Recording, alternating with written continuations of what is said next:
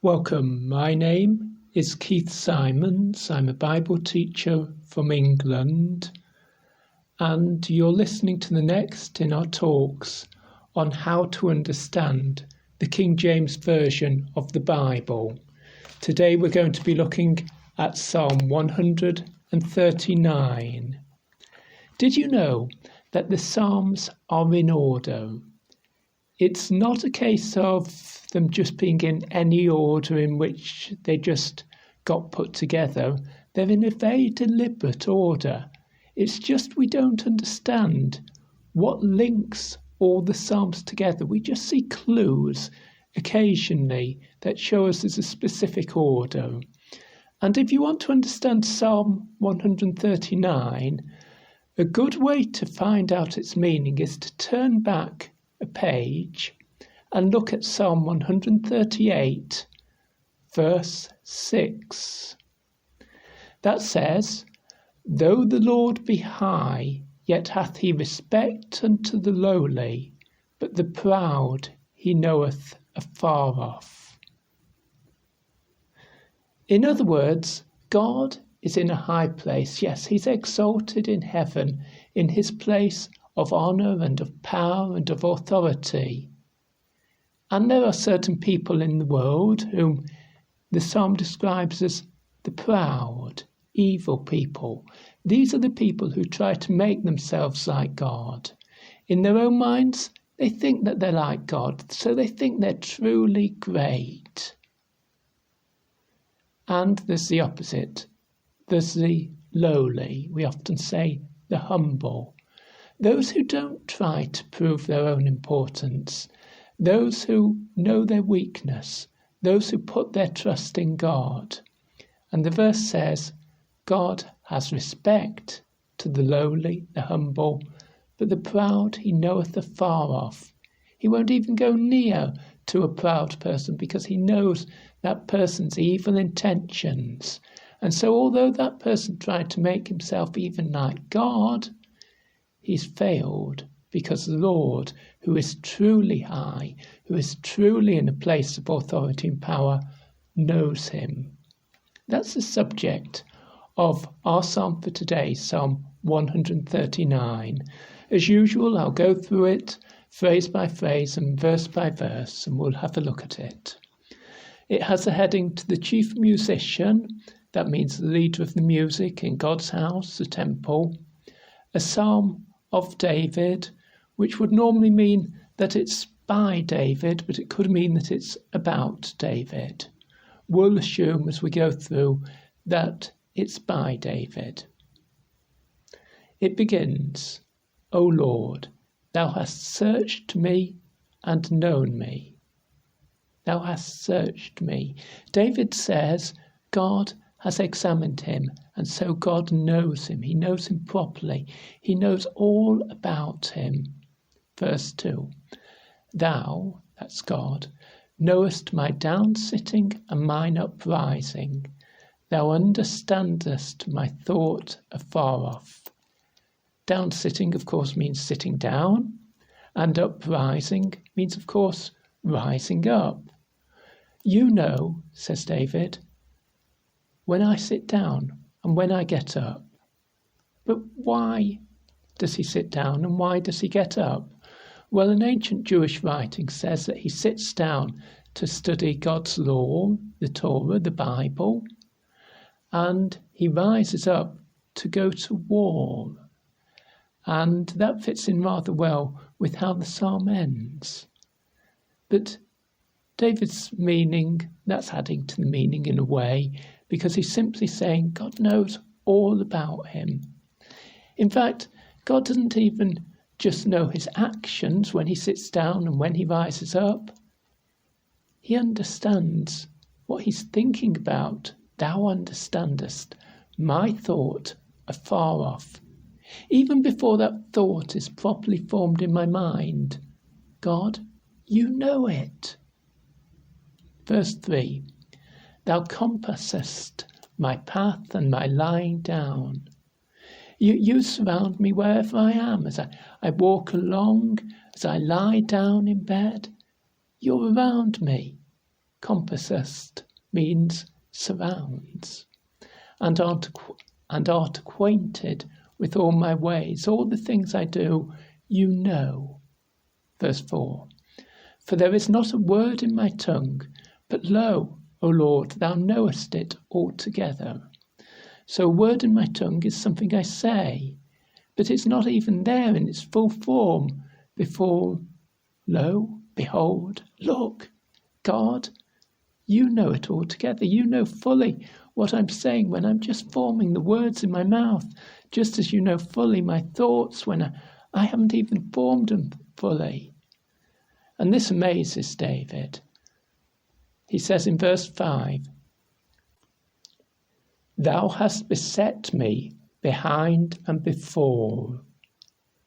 Thou hast beset me. That means confined me. In other words, I'm like a prisoner. Behind me and before, in front of me. You've restricted the room where I can move. Yet he's not thinking of that as a hostile act to control him. He's saying, you've surrounded me with your knowledge about me. You know all about me. And, he adds, laid thine hand upon me. Well, for God to lay his hand on someone, that could be in chastisement, in punishment, or it could be an expression of support and care. And because David knows God and trusts God, we think that's probably an expression of support and care. But it could mean God admonishes him, deals with him when he does wrong things. That's true of David's life as well. And so maybe we can bring these ideas together and say God laid his hand upon David. God dealt with David as a father deals with his son. Sometimes he had to punish him, but only for his benefit, only for his good. And sometimes he supported him through troubles. Verse 6. Such knowledge is too wonderful for me. It is high, I cannot attain unto it. The knowledge that God has is wonderful beyond anything that David can imagine. If he could, he would attain to it, he would reach to it. But he can't, because it's beyond him. It's so high as the heavens are above the earth. David cannot reach to it. It is very wonderful. Verse 7. Whither shall I go from thy spirit? The powerful Spirit of God is present, and it's present wherever David goes. David can't think to run away from God. That would be out of the question. Whither shall I flee from thy presence? In the Hebrew, that's from thy face. You see me wherever I go. If I were to run away from you, if I were afraid, if I tried to escape from you, I couldn't get away from you because your Spirit is present everywhere.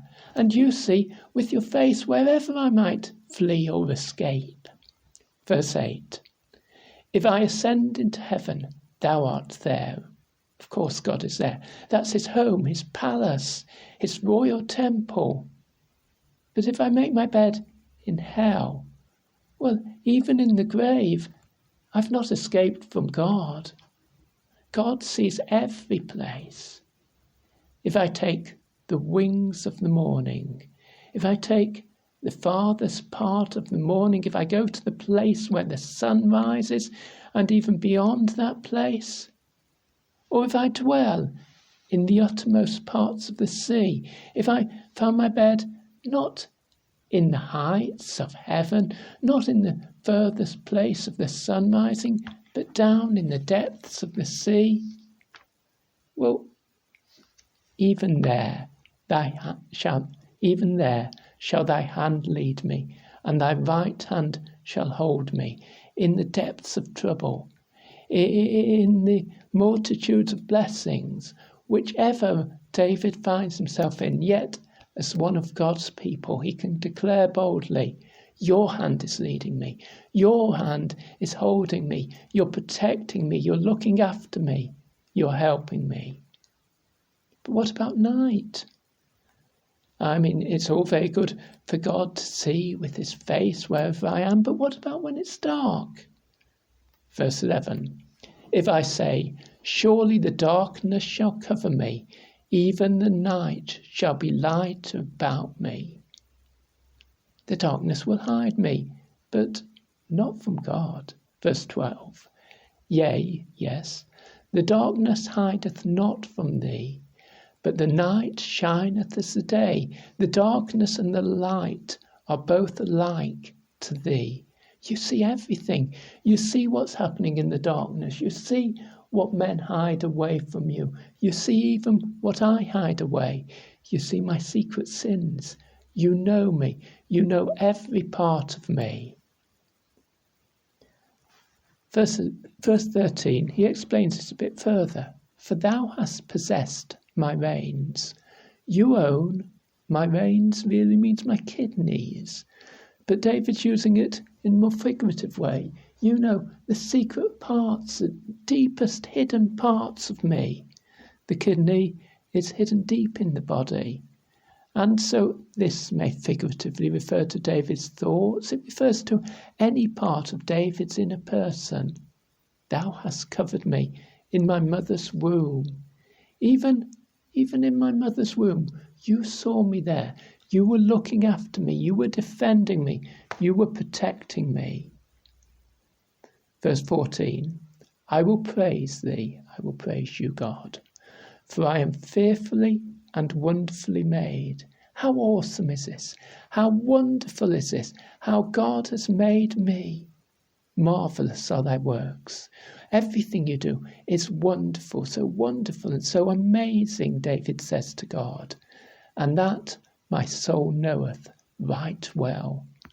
My soul, my inner self, deep inside me, I know these things and I know them well.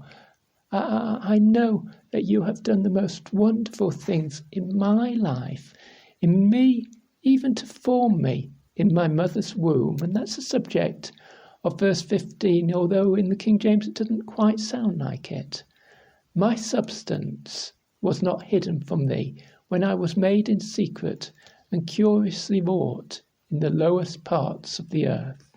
My substance, my unformed body, my body before I was born, it wasn't hid from you, God. You made me in secret, as if I were in a deep part of the earth, hidden away. But you saw me. You saw me and you made me and you formed me. Verse 16, thine eyes did see my substance, yet being imperfect. You saw my unformed body in my mother's womb. And in thy book all my members were written. Members means parts of the body. You had planned all the different parts of my body. You arranged them, which in continuance were fashioned, which you made when as yet there were none of them.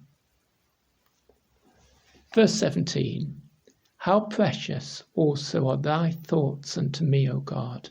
How great is the sum of them.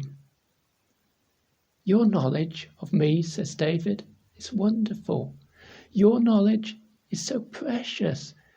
And when I think of all the detail with which you've made me, when I think of the different parts of my body and how complex they are, and yet you've put all that together, it's great, it's wonderful. Your thoughts, your plans for me, what you're doing in my life, how great is that? How wonderful is that? If I counted them, your thoughts about me, your promises to me, they're so many. They're more in number than the sand.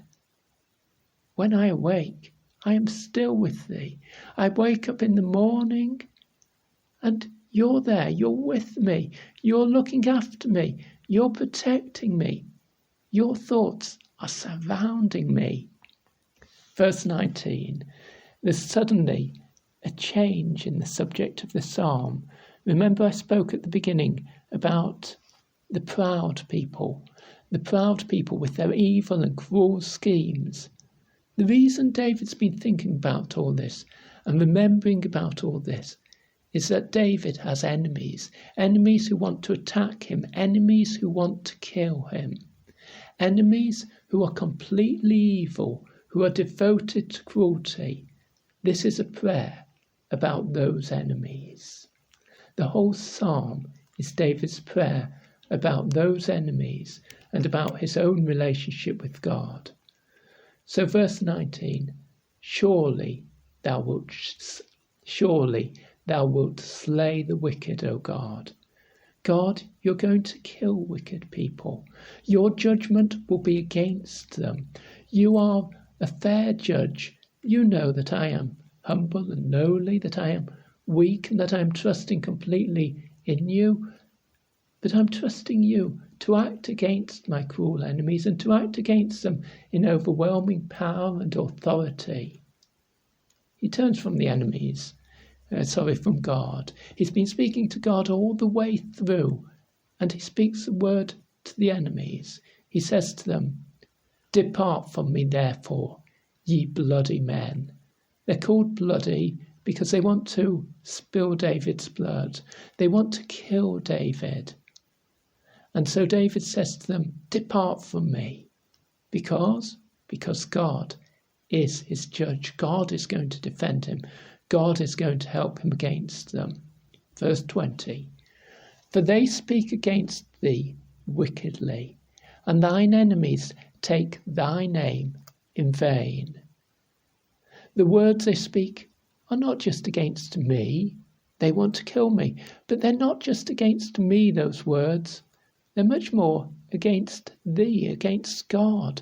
They are speaking against God and God's holy name. Those enemies are taking in vain because they proudly act as if they are like God. They proudly act as if they have all power and authority. Verse 21, do I not hate them, O God, that hate thee? And am I not grieved with those that rise up against thee? If I have hatred for anyone, God, I hate those who have hatred towards you. It's them that grieve me. It's them that upset me because they are rising up against thee, against God. They are fighting against God. David saw that these battles were not just against people who hated him. No, these were people who hated God. These were people who were rising up in pride against God. And David says, I'm on God's side in this. I'm standing for God. Now, I know people might say, well, what is David doing hating them? Shouldn't he show love to his enemies? Well, yes, the Bible does teach us to love our enemies and to care for our enemies, but there is a place for anger against the evil things that people do. There is a place for declaring that when people have hatred towards God, that is absolutely and totally wrong. When people in pride rise up against God and make cruel plans against the people of God, there's a place for saying that they are very, very wrong and very, very evil with those evil plans. And it's that sort of attitude David's saying here. He continues, verse 22, I hate them with perfect hatred. He would show them compassion if they turned away from those evil deeds, if they wanted to turn back from God, if there was any hope that they might do so. But there comes a point when people have given themselves totally to do evil. And so David could only consider those people his enemies, not so much because they hated David, but much more because they hated David's God. And then in the last couple of verses, David becomes very personal again. He says, search me, O God. Remember how he began this psalm, verse 1. O Lord, thou hast searched me. You've examined me, he says at the beginning. And now he says, God, I want you to keep on examining me, because maybe my heart is not perfect. Maybe my thoughts are sometimes evil. Examine me. Show me if I'm doing wrong things and correct me. Teach me. that I might go your way. I don't want to be in any way like those evil people who are opposing you. Because those evil people are doing what's wrong. I want to serve you. Search me, O God, and know my heart. Try me or test me and know my thoughts. Verse 24, and see if there be any wicked way in me. See if I'm living in an evil way. And lead me in the way everlasting, the way, the path that leads forever, that goes forever, the life that continues forever, everlasting life of serving you as God in humility and respect towards the true and living God. I'd love for someone to write to me. Let me know that you've heard this podcast. 333kjv@gmail.com. That email address again, 333kjv@gmail.com. Now let's have the whole psalm.